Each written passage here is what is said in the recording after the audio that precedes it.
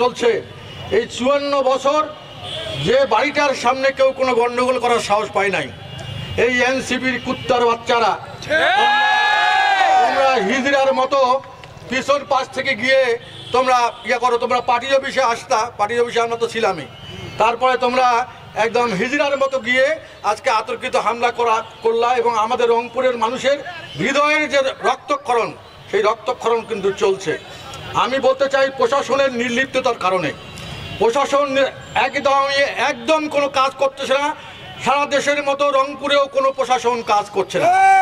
আমি একটু অনুরোধ করব প্রশাসনের কর্মকর্তাদেরকে যারা আছেন, বিশেষ করে পুলিশ, আপনার বিজিবি, আপনার সেনাবাহিনী, তাদেরকে অনুরোধ করব যে আপনারা দরকার হলে যদি আপনারা আইন শৃঙ্খলা রক্ষা করার জন্য, মানুষের জানমাল নিরাপত্তা দেওয়ার জন্য আপনাদেরকে আমাদের মানুষের ট্যাক্সের টাকায় আপনাদের বেতন হয়, আপনারা কারো দলদাসে পরিণত হয়েন না।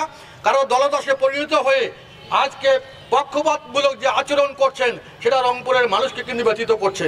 প্রিয় ভাইরা আমার, আপনারা যদি চান এনসিপির যদি ক্ষমতা থাকে ডিক্লেয়ার দিয়ে যদি করতে চায়, জাতীয় পার্টি প্রস্তুত আছে সব সময়। জাতীয় পার্টি আমরা কোনো সন্ত্রাসী রাজনৈতিক সংগঠন নই। জাতীয় পার্টি একটা সাধারণ গণমানুষের দল। আমাদের পার্টির চেয়ারম্যান সেটাই আমাদেরকে শিক্ষা দিয়ে গেছে। আমরা কোনো ভাঙচুর, সন্ত্রাস, চাঁদাবাজ, দখল বাণিজ্যের মধ্যে জাতীয় পার্টি কোনোদিনই ছিল না, আমরা এখনো নাই, ভবিষ্যতেও থাকবো না। রংপুরে আজকে 54 বছর ধরে জাতীয় পার্টি করা হয়।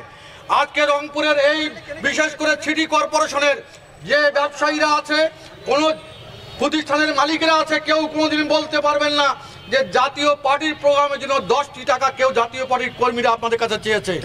আমরা চাই যে জাতীয় পার্টি আমাদের নিজ অর্থে যতটুকু সামর্থ্য আছে সেই সামর্থ্য নিয়ে জাতীয় পার্টিকে সংঘবদ্ধ করে আমরা জাতীয় পার্টির ঝান্ডা এগিয়ে নিয়ে যাব। কিন্তু আসলে আমরা দেখছি যে এখন মব জাস্টিস, মব ভায়োলেন্স, এখন মবের যুগ।